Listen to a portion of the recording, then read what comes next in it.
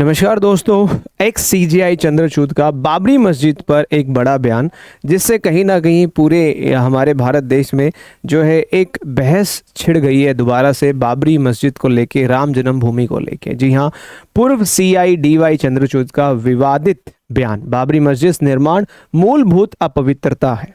जी हाँ, भारत के पूर्व मुख्य न्यायाधीश डीवाई चंद्रचूड के हालिया बयान ने राष्ट्रीय स्तर पर तीव्र बहस छेड़ दी है। हर जगह पे आप देख रहे होंगे डिफरेंट वीडियोस आ रही हैं, इसके ऊपर बहुत सारी जो है दोबारा से अब टिप्पणियां होनी शुरू हो गई हैं कि राम जन्मभूमि का जो डिसीजन था, जो फैसला था, वो सही था या गलत था। दोबारा से ये चीज़ें जो हैं यहाँ पे उजागर हो गई हैं।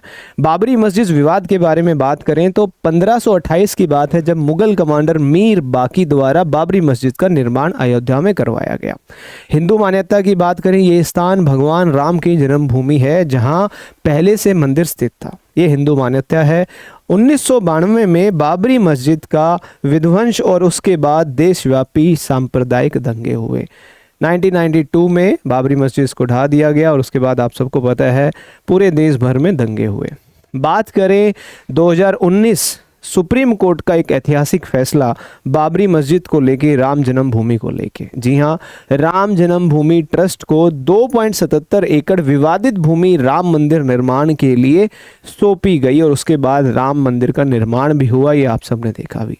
लेकिन वहीं पे मुस्लिम पक्ष को भी 5 एकड़ वैकल्पिक भूमि मस्जिद निर्माण के लिए प्रदान की गई। ये एक ऐतिहासिक फैसला था, जहां पे 5 न्यायाधीशों की संयुक्त पीठ द्वारा 1045 पेजों के विस्तार निर्णय के रूप में दिया गया। बहुत डिटेल्ड एक डिसीजन आया था यहाँ पे ऑनरेबल सुप्रीम कोर्ट का। इसी को लेके, राम जन्मभूमि की जजमेंट को लेके दोबारा से कहीं ना कहीं जो है बातें उठने लग गई हैं। क्या फैसला सही था, गलत था? क्योंकि जो अब बाबरी मस्जिद का निर्माण है उसके ऊपर एक्स सीजेआई का बयान आया है। इन्होंने कहा है कि बाबरी मस्जिद का जो निर्माण था वो मूलभूत अपवित्रता था। जी हाँ, चंद्रचूड का बयान। हालिया साक्षात्कार एक इंटरव्यू में उन्होंने स्पष्ट किया कि मस्जिद का निर्माण हिंदू मंदिर के अवशेषों पर हुआ था। ये हमारे एक्स सीजेआई डीवाई चंद्रचूड का कहना है। इन्होंने एक इंटरव्यू में ये बयान दिया कि जो मस्जिद का निर्माण हुआ था वो मंदिर के अवशेषों पर हुआ था। ऐतिहासिक तथ्य अगर देखें, यह निर्णय एक अपवित्रता का कार्य था जो इतिहास के पुरातात्विक साक्ष्यों पर आधारित था। जो आर्कोलॉजिकल सर्वे ऑफ इंडिया है, जिनके अकॉर्डिंग पता लगता है कि यहाँ पहले क्या चीज़ थी क्या नहीं थी। ये बयान जो है डीवाई चंद्रचूड ने दिया अपने एक हालिया इंटरव्यू में। उन्होंने कहा कि जो निर्माण था बाबरी मस्जिद का वो अपवित्रता का कार्य था, जो कि इतिहास के जो पुरातत्व हम देखते हैं, जो कुछ कण मिलते हैं, कुछ चीज़ें पता करते हैं हम लोग जब आर्कियोलॉजिकल सर्वे ऑफ इंडिया करता है, तो वहाँ से पता लगता है कि पहले वहाँ पे जो है हिंदू मंदिर था, उसके अवशेष थे, उसके ऊपर बाबरी मस्जिद का निर्माण करवाया गया, जिसको अब मूलभूत अपवित्रता जो है ex chief justice of India ने कहा। न्यायिक फैसले और ऐतिहासिक साक्ष्य की अगर बात करें तो पुरातत्व रिपोर्ट, जी हाँ, आर्कियोलॉजिकल सर्वे ऑफ इंडिया के सर्वेक्षण में मंदिर के स्पष्ट अवशेष मिले थे। ऐतिहासिक दस्तावेज अब हमारे पास 2019 की जो है एक सुप्रीम कोर्ट की जजमेंट है, जिसके अंदर ये फैसला दिया गया कि जो बाबरी मस्जिद है वहाँ पे राम मंदिर था और वहाँ पे राम मंदिर का निर्माण करवाया जाए, और राम मंदिर का निर्माण भी हुआ। कानूनी अधिकार की बात करें, धार्मिक भावनाओं से अधिक न्यायिक सिद्धांतों को प्राथमिकता दी जाती है, ये हम सब जानते हैं हमारे भारत देश में। अगर हम आगे बात करें विरोधाभास और आलोचनाएं, जी हाँ, आलोचनक का मत क्या है? फैसले ने मुस्लिम पक्ष को अप्रत्यक्ष रूप से दंडित किया है। इतिहास का चयनात्मक उपयोग किया गया, धर्मनिरपेक्षता के सिद्धांत से समझौता किया गया।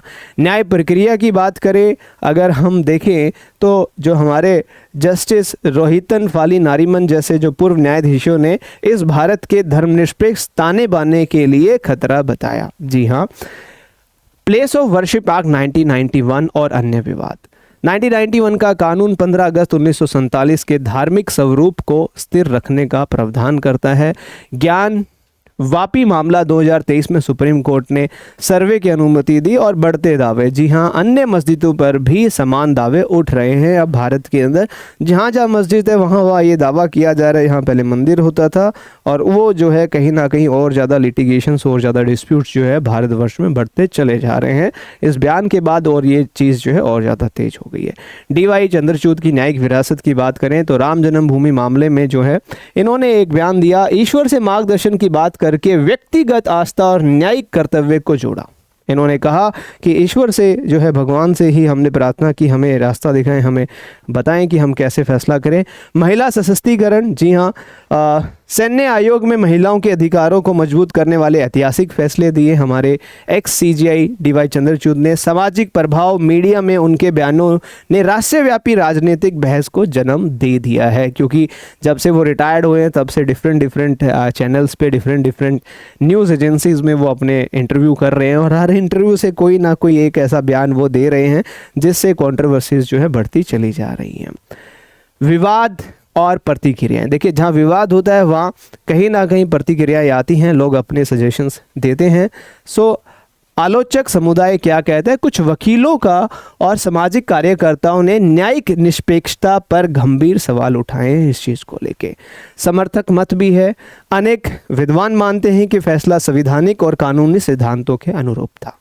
और बात करें सामाजिक प्रभाव क्या पड़ता है ऐसे बयानों का हमारे पूरे समाज पे, बयान ने देश में धार्मिक और राजनीतिक ध्रुवीकरण को और तीव्र बनाया है। जी हाँ, दोबारा से वही हिंदू मुस्लिम की एक जंग दोबारा से छिड़ जाती है ऐसे विवाद, जैसे ऐसे बयान जब आते हैं। बात करें निष्कर्ष क्या होगा, न्याय, इतिहास और समाज के बीच संतुलन। देखिए मूल प्रश्न यही है, न्यायिक चुनौती भी है, सामाजिक संतुलन भी बना के रखना। भविष्य की दिशा क्या हो सकती है, क्या न्याय केवल कानून से तय होता है या इतिहास और सामुदायिक भावना को भी समझना आवश्यक है। आप क्या समझते हैं, ये प्रश्न भारतीय न्यायपालिका के सामने भी एक स्थायी न्याय चुनौती बनकर खड़ा है। आपका क्या मानना है, आप क्या समझते हैं, कमेंट करके ज़रूर बताइएगा। क्या न्याय केवल कानून से तय होता है या इतिहास और सामुदायिक भावना को भी समझना ज़रूरी है, ज़रूर कमेंट करके बताइएगा। मिलते हैं आपसे नेक्स्ट वीडियो में, तब तक के लिए जय हिंद, जय भारत, सत्यमेव जयते। धन्यवाद।